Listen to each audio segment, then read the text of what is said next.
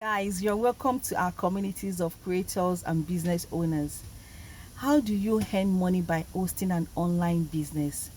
Or how are you going to make your first event a success?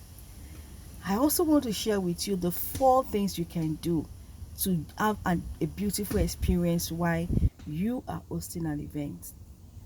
So, to host an event on Facebook, you need to plan and create your event, give it a title, give it a name. Create your event at least 2 weeks in advance so you have time to promote it. Prepare for the first event. You can create an event by maybe tagging events on your Facebook page.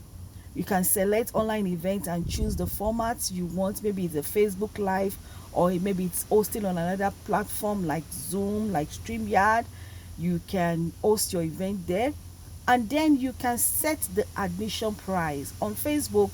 Facebook allow you to set your admission price, and you can add a cover photo and fill in all the details of your event.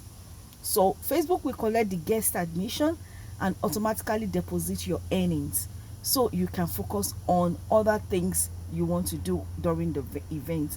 So if you are thinking of jumping on an event or creating an event, especially a paid event, use Facebook to do that. It's 1 minute with Twain.